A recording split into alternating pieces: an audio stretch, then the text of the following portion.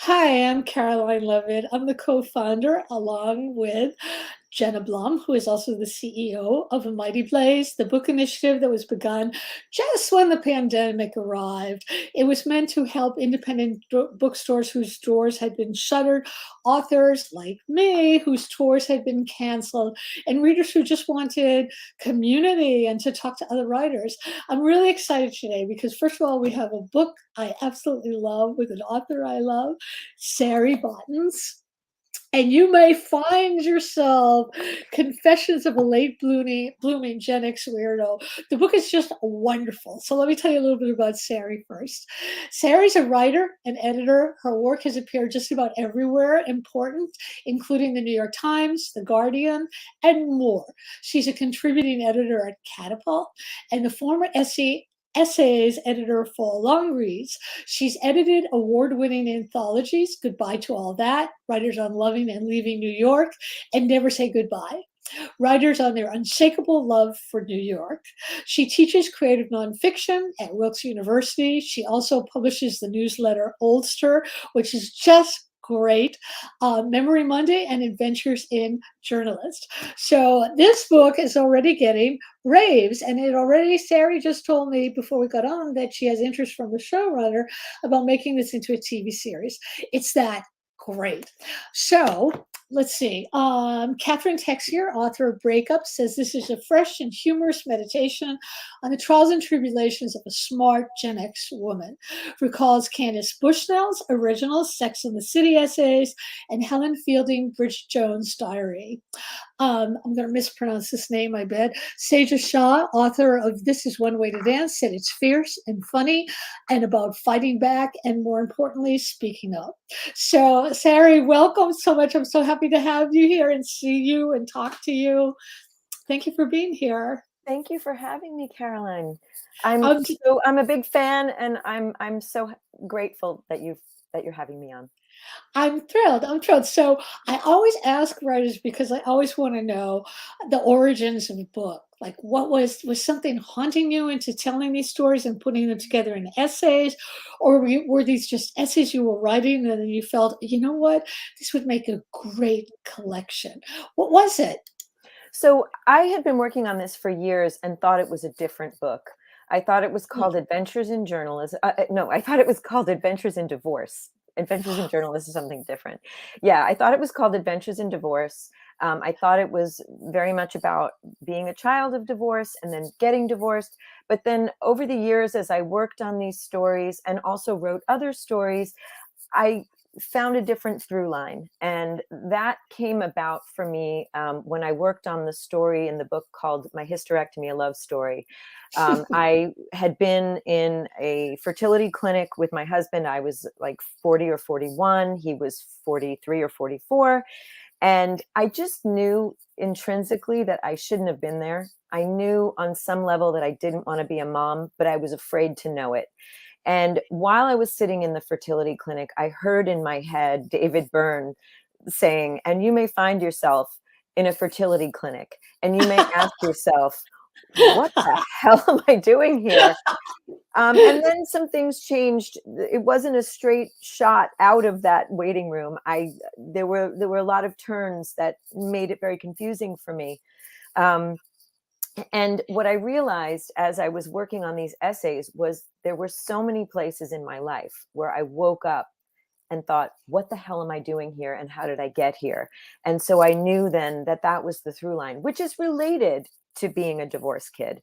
Like, I think that I got fractured early on. My parents were part of the 70s divorce boom. Right. And I think that a lot of us, the parents and the therapists, nobody knew then really how to make this safe for kids, how to make it okay for kids. Everybody was just acting out all over the place. And I think a lot of us got fractured and also got mixed messages from our parents about how to be adults, because the silent generation started out one way, and then the sexual revolution occurred and the divorce boom, and all hell broke loose, and we got a completely different picture of how we should be adults. So I think that it is a little bit Adventures in Divorce, but it's more than that. And the through line is all the places that I wound up where I shouldn't have been because I wasn't really sure of who I was or how to be an adult. Yeah, I think the book is very, very much about authenticity, which is, and the interesting thing for me is as you go through all the stories, we see you sort of incrementally changing and growing. So I wanted to ask about the label weirdo.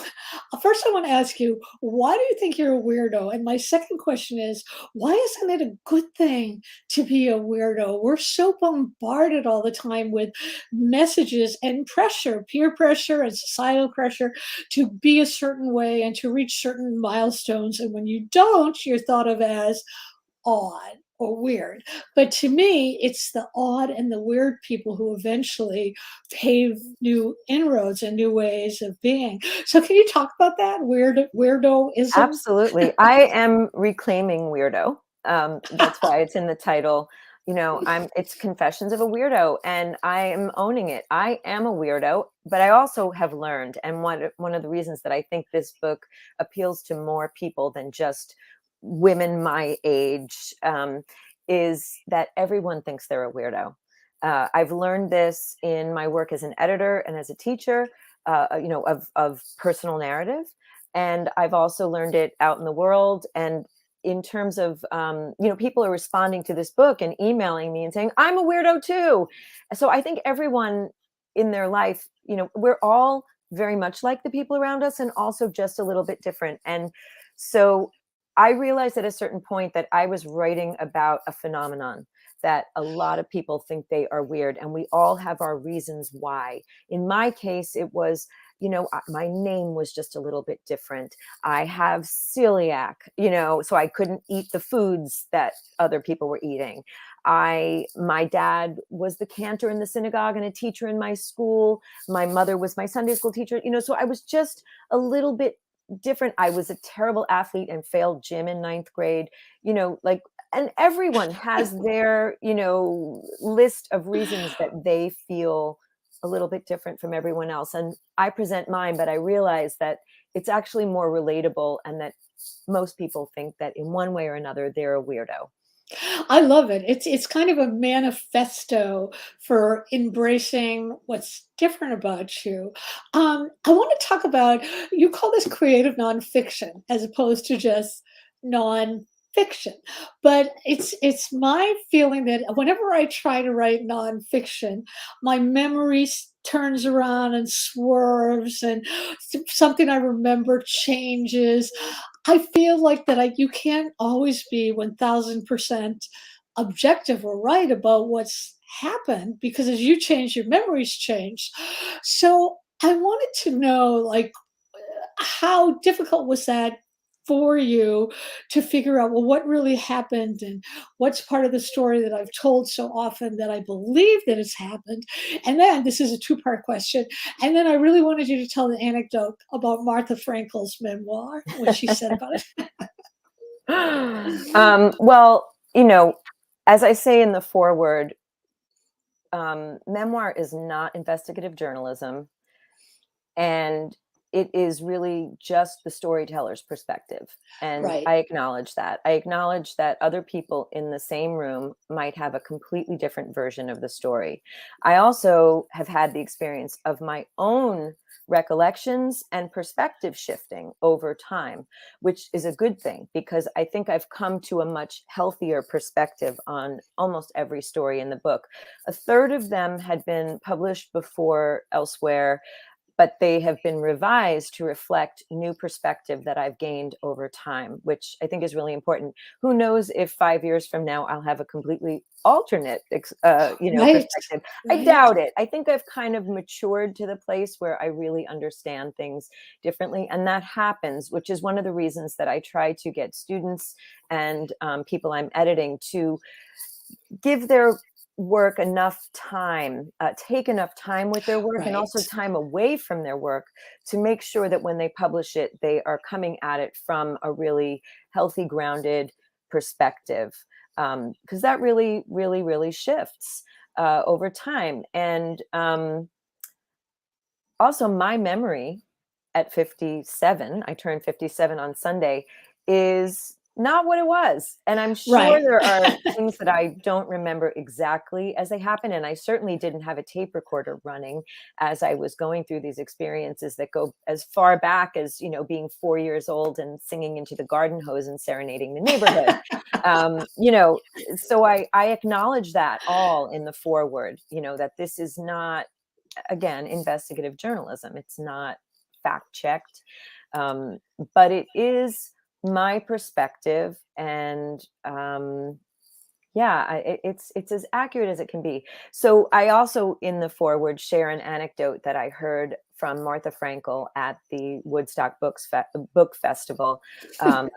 Maybe 2010, 2011, she moderated a panel on memoir, and she told this story about when she was working on her memoir, called Hats and Eyeglasses, that is about being from a family with gambling addiction and having her own gambling addiction. She wrote the memoir. She sent a manuscript to her sister and said, listen, let me know if I got anything wrong, or if you have any issue with me publishing this. And her sister wrote back and said, well, none of it's true, but I don't have a problem with you publishing it. Isn't that great? I love that. That's so, so fabulous. I just want to interject again. This is Sari's book, and you may find yourself Confessions of a Late Blooming Gen X Weirdo. We always tell people to go to bookshop.org, which will lead you to your favorite indie, or you can just walk out and go to your favorite indie. Don't forget, you can put questions in the chat, and I will ask them of Sari. So I wanted to ask you, you said that writing this was an act of defiance and that you got backlash. Tell us about that. Well, I mean, I've always gotten backlash for publishing personal essays where I've revealed some of what it's like to be a woman in a patriarchal culture. Right. Usually the men are not too happy with me. Tough. And I try really hard to be fair. I've learned how to be fairer. I think that maybe in the past I might not have been as fair as I would like to be now.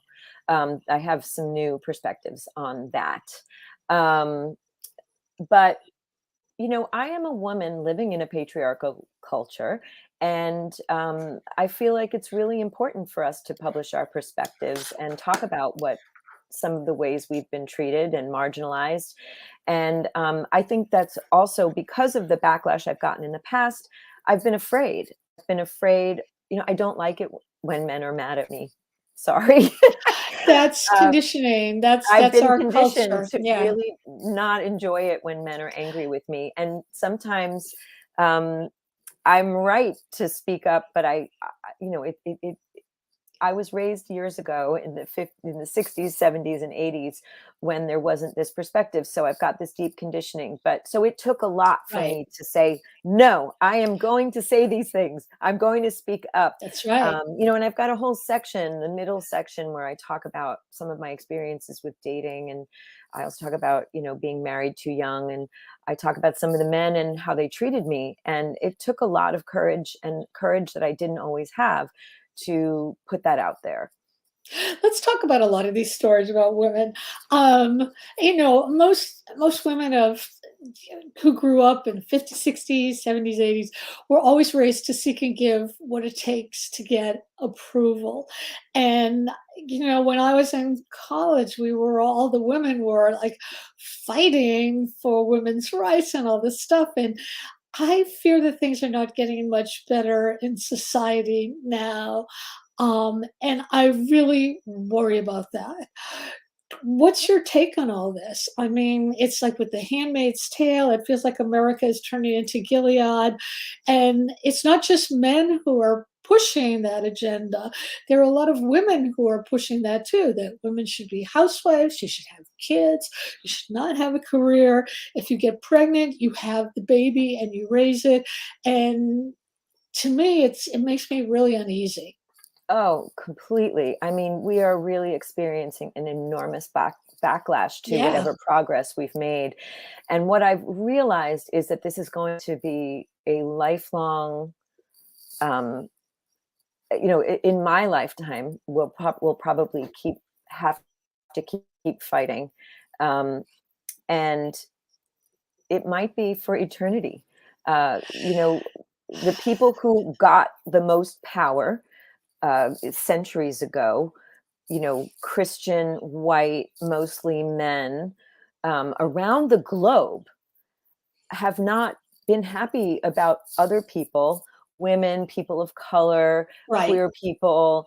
They have not been happy about other people getting rights and power.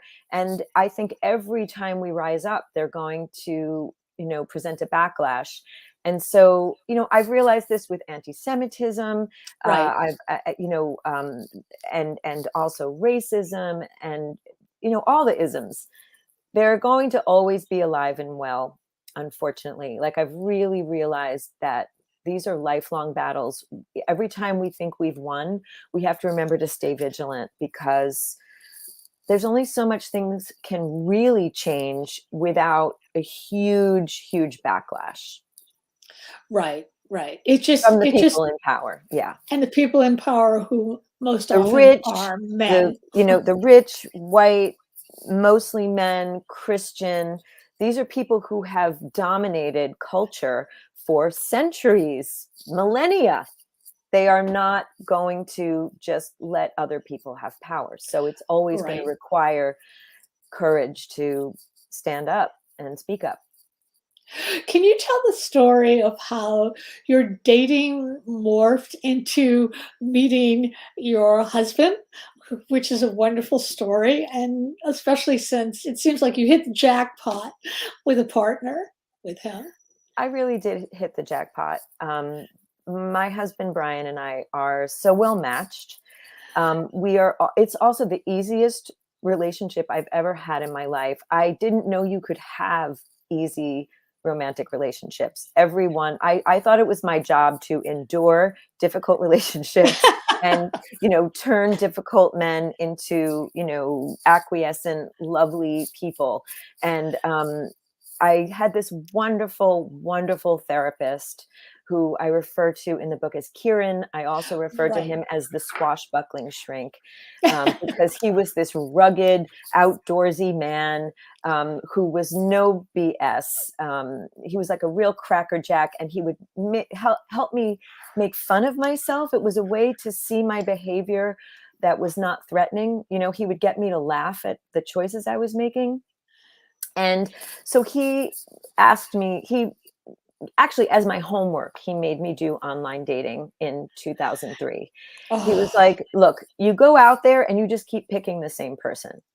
So we need to do this more intelligently. If you do online dating, you pick people based on what they say who they are, what they want, what they stand for. So you'd be picking people more intelligently. Let's try it this way. So initially, I just put up some profiles and let the men choose me, because I had been kind of, you know, conditioned in this women's magazine version of the world where the right, men have all the right, power, and women just had to be passive. So for a right. while I did that, and he's like, so how's it going? And I said, oh, the guys who are reaching out to me, they're just the same as who I've been dating, and they're all wrong. And he said, well, who are you reaching out to? And I said, oh, no, I don't do that. And he was like, no. This is now your next assignment. You're going to contact 5 men, and one of them was Brian. Oh, And he was the one I was the most interested in, because he had this balance of, he was like, I write poetry and lyrics, but he also loved his power tools. that's You know, he was masculine in ways that appealed to me, but he was also soft and sensitive in ways that appealed to me, and rational. And but so I emailed him, and we had this wonderful frenzy of an email exchange, and then he dropped off the face of the earth, like out of nowhere. And then 2 months later, he was back, and we emailed and emailed and emailed, and then he dropped off. And what had happened was his mother had a heart attack. oh God. And so he kept showing up and dropping off. So after 6 months of that, I just figured I would never meet him. Like, I really thought, I got to write this one off. And I went on and I dated other men.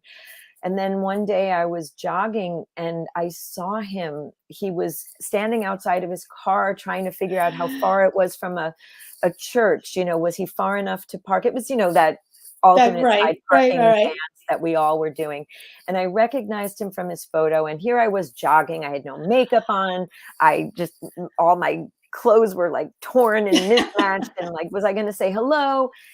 And I said hello. And in his version of the story, this is where the heavens parted and the angels sang, because I asked him, how's your mom?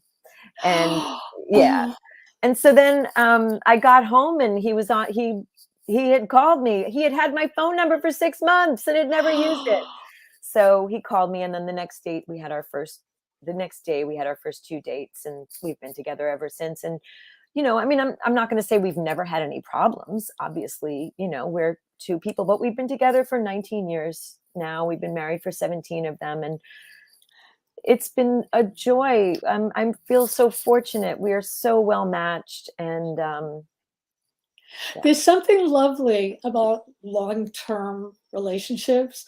I'm going on 29 years now with Jeff. And before that, I must have dated every single guy in New York because of the drama. And I like the drama. And you get to a point where you realize, no, you know what? That's not what you want in a relationship all the I thought time. that's all there was. I Yeah. mean, the drama I endured, the difficulty, the trying to persuade someone, Right. to be reasonable. I thought that was how it was. I didn't know there was another way. And Right. now I do.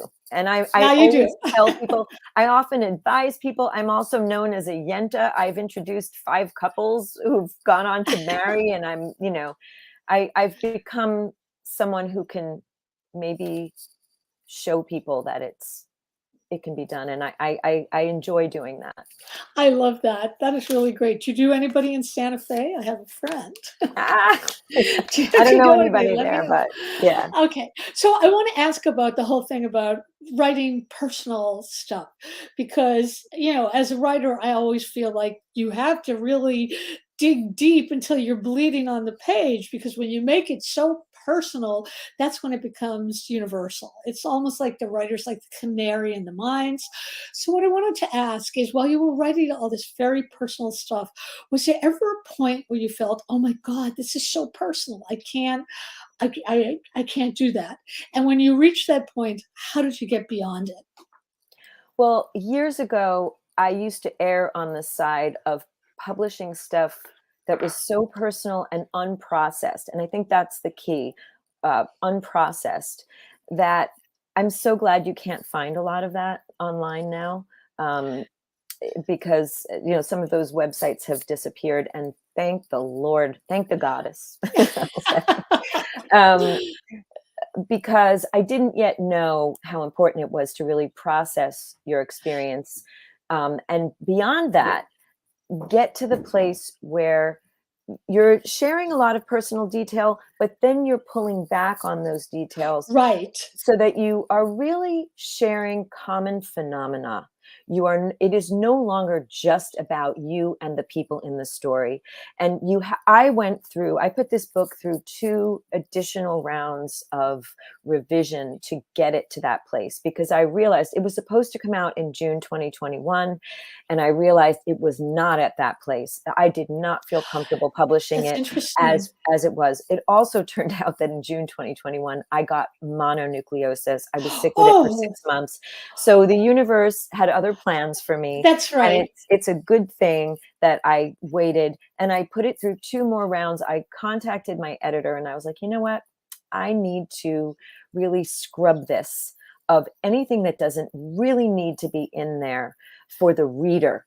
It's not really Right. just about me and these people anymore. It's about what is universal. And so I put it through 2 more rounds of scrubbing of anything that really didn't need to be in there, anything that would humiliate or embarrass someone, that I also blurred the living daylights out of anyone who would not be happy to be in there. Oh, yeah. Like even You at have to do that. literally a month before, there was someone in there. I was like, people can tell this person is Jewish, I am going to change his name to a name that is not Jewish. Like I really, really wanted to, it wasn't about calling people out. And I think Right. that in the Right. early versions of things, you do have to bleed on the page, maybe call the person out for yourself. And then I don't think memoir that is calling people out is really what you want, unless, and I've said this in a few other interviews, unless you're like E. Jean Carroll calling out Donald Trump for raping her. And Yes. also in that piece in New York Magazine, she wasn't only calling out Donald Trump, she had a laundry list of people Right. who had been sexually inappropriate or Right. abusive or Right. harassed her. And really in that, she was calling out a phenomenon because there were so many people who were doing the same thing to her. So that piece in New York Magazine really serves more than one purpose. And yeah, go ahead and call out, the commander in chief who happened to have raped her at Right. Bergdorf Goodman. Right. I'm Right. okay with that. I endorse that. Yeah, I'm okay with that too, because that's something also that impacts all of us. And he deserves to be called out. He deserves Right. to be called out. But other So than that, I don't think that that's what you really want to be doing in your memoir. I really try to encourage people to take their time. Everybody's in a hurry. Everybody's in a hurry to publish, to get it off their chest. And also there's this feeling like I need a book deal. Publishing is so competitive and everybody's just like, but it's not about that. You really, really owe it to yourself and the other people to process it, to write it, revise it, put it away for a while, then come back to it. I'm always trying to get students and people I'm editing to do just that. that's great advice, because especially now where publishing is so weird, and it's so much more difficult now than it was to a large extent. How how does being a writer inform your teaching others how to be a writer? And how does your editing inform how you look at your own writing? That's a very good question. Well, because I'm a writer, I'm really able to identify with writers' anxieties, insecurities, and also I've had a lot of bad editors, whether they've edited me in a way that I didn't like, or if they treated me in a way I didn't like, and so I let that inform how I edit people. I learned how not to be an editor from a lot of these editors. I learned how important it is to retain a writer's voice. Right. How many times have I written for women's magazines, personal essays, and had my voice erased so that it Right. would be in the women's magazine voice? Voice. Right. Um, I don't want to do that to anybody.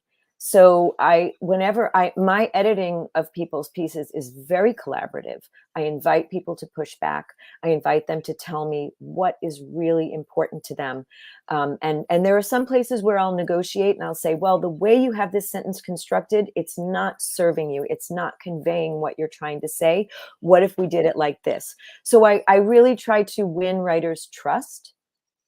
And I try to let them know that I am a writer and I've been in the seat they're sitting in. And that is so important to me. And then as a writer myself, I try to bear in mind what an editor might think about what I'm doing. And I try to, respond to my editors in a way that is informed by what I know as an editor. I haven't had a bad editor in a really long time. That's a good editor is a blessing. It's a It's just, blessing. oh my God. Can you tell me about, you also do ghostwriting. Ghostwriting is really interesting because to do it, you have to create another identity almost. You can't turn somebody else's book into your book. So I was wondering, like, what did that feel like for you doing that? Do you like it? Will you do it again? Or I mean, I hope I never have to do it again. I'll be very honest. I recently was contacted by my ghostwriting agent with a possible job, and Mhm. fortunately, right now I can't take it on. I it's a mixed it's a real mixed bag, ghostwriting.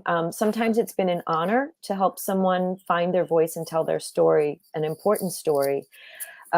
Sometimes it's been with someone who is very entitled and used to having people do things for them and not very considerate of the people who do things for them. It's more often been the latter, and very thankless. And but again, occasionally it's really been an honor because someone has had a very traumatic story that they've needed to tell, and they aren't a writer. And to help them find their voice, retain their voice, sound like themselves Right. has been really important to me. But it also kind of messes with your head. Yeah, I would think so. I mean, I tried to do it once, and it was really hard for me because I kept when I write, I'm sure you're the same way where you or maybe you aren't. I get so involved, I'm sort of in the zone, and it becomes my story. Even if it's a Well, story about a bank robber, it's my story. And you can't do that when you ghostwriting. Well, one of the things I talk about in the book is times in my life, many times in my life, where I've allowed myself to be a chameleon, um, because I thought I should be different, or thought I should be more like the person that I wanted to like me. And so, in a way, I'm a natural candidate for ghostwriting because I can be a chameleon. It's a natural state for me to like go into acting like somebody I'm not. And so, but it's also not good for me. Like I've also been trying to not be a chameleon, and it's something I think I stopped doing like 10 years ago. But it's an unhealthy part of my brain that I would love to never have to revisit, but it's also a skill that I possess. And if I need to, if things get bad, I can go back to it. Let's talk about we were talking a little bit about New York City before we got on here, which is a place that we both adore. Um, I think you said that New York City was like a bad boyfriend who you can't afford. But I always feel like, yeah, it's like a bad boyfriend and the boyfriend won the lottery and you want the boyfriend to share that with you. So I was trying to think about now that you're not living in New York, what is it about New York City that still draws you? Is it that when I was really young, when I first came to New York, to me it meant that I was somebody if I lived in Manhattan. It meant I was cool. But isn't it you, the person, who can make something out of New York City, and sometimes being uncool, like being the weirdo, is the cool? That's a very convoluted question. Forgive me, but you get what I'm talking about. I think I get what you're talking about. So I definitely get the analogy that a lot of people make, where New York is the bad boyfriend, who's hard to hold on to and also hard to leave. And that was definitely part of it for me. But also, New York was kind of like my glittery gay boyfriend who would distract me through the heartaches, Right. and when I was having a really hard time, like say I had like a really bad interaction with a bad boyfriend on a Saturday night, I'd spend all Sunday just walking around the southern tip of Manhattan, allowing myself to just be entranced by everything I Right. saw, the multiplicity of people and sights and Right. art and architecture. um, that is something I will never get over. Just how much there is to see and take in. There's an energy that really ignites my spirit, if that means anything. And Oh, yeah. definitely, it was also where I thought I was going to go and become cool because, in my hometown, I was the daughter of a school teacher. And as soon as I left the school district to go to high school, kids were like threatening to beat me up. Um, I wanted to be cooler than I was like this little nerdy, do-gooder kid. I wanted to feel cool, and I thought New York City would confer that upon me, and in a way, it kind of did. And I do think that there's a kind of weirdness that translates to coolness in New York City, um, Right. Right. and I think that that was a good. That's what part of what made it a good fit for me. You know, the Yeah, artsy weird kid becomes cool in New York City, and I was the artsy weird kid. also anything goes. The day I arrived in New York, I'd left a really suburban marriage in Pennsylvania, and the first person I saw in New York was this guy who had a tree branch strapped to his head, and he was looking at me saying, "Where'd you want to go? Uptown, downtown, east side, west side?" And I thought, "Oh my God, I'm home. This is exactly where I belong." Like nobody, everything is so accepted there that it was just great. It was just great. I think place is important. So, okay, I have another question, and then I'm going to take an audience question. Um, oh, I can't find the husband now. Oh, yes, you were talking a lot at the end of the book about your that you and your husband have no sort of end of life plan, like where are we going to live, like what are we going to do, what kind of work will we get? Where's the money coming from? What if the stock market does that? Jeff and I think about that all the time. And I mean, my new worry is like, what's going to happen when we're 90? We live in a 3-story house with stairs. What if we can't go on the stairs? Like, shouldn't we be thinking about this now? And Jeff always says, no, we're not thinking about it now. So I want to know, how do you deal with this? And do you think that any of us now, given the pandemic and Ukraine and Russia and Trump, can do that now? Plan ahead so far? Well, something I think about a lot is that I don't want to be a burden to anyone when Right, I leave this plane. right. And I think it's a responsible adult thing to plan for the end of life. That said, I have still not done it. Brian and I are terrible about this, but recently he said something to me about it, which was good because I don't want to be the only one driving this. I can't Right. remember what happened, but he lost his oldest sister to COVID last year. Oh, it's terrible. And I lost a cousin my age to COVID who left behind a 10-year-old daughter, a single mom who left behind a 10-year-old daughter. So, you know, we keep seeing why it's important to plan for the end of life. Right. You know, Brian and I are still in the exact state as in that essay in the book, which is called Losing the Plot, where we do not know each other's codes, you know, passwords and codes. We do not have any kind of plan in terms of, are we going to be cremated, buried, any of that, DNR, none of that. We've done none of it. And I really know that we do need to do that, because, but of course I still walk around the house, you know, I see he's got all this tech stuff just piled up, all this audio equipment, and I can't help it. Out of my mouth comes, if you drop dead and leave this for me to figure out, I'm going to kill you. I'm going to dig you up and kill you again. You know, it's like, I can't help myself. It's time for us to finally do something about this. I mean, I'm 57, he's 60. We're losing people all the time. You I know, know. friends I drop know. dead, I know. and people I are dying know. of COVID. It's the responsible adult thing to do. I'm not big on responsible adult things, but this is one I think I'm going to tackle maybe before 2023 or maybe early 2023. Check back in with me, see if I've written up a will.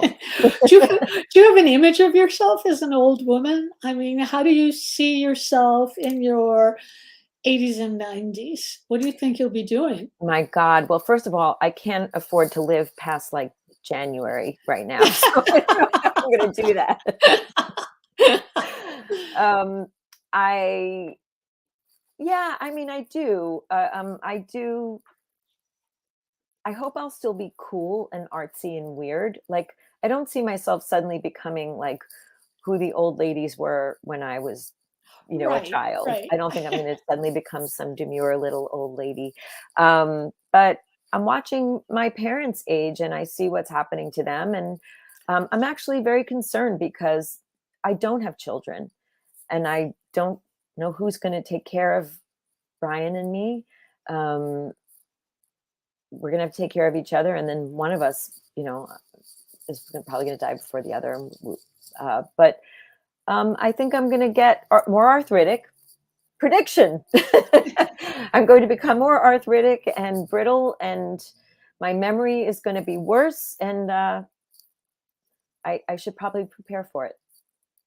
Yeah, I do. I also want to say one thing that I guarantee will make you feel so much better. My mom entered a facility. She had to when she was 93, kicking and screaming. At 94, she fell in love for the first time in her I life, and she remember stayed in this. love up until the day she died. It was kind of a so you never know like what I just consider that the most beautiful gift she ever gave me to be able to witness that. So you do never know. Okay, we actually have an audience question, which is what advice would you give young writers? So I wrote a piece recently for Catapult's Don't Write Alone We column. have it. We have it tagged actually. Bo Okay. tagged it for you. Thank you, Bo. I mean, I have a lot of advice for young writers. And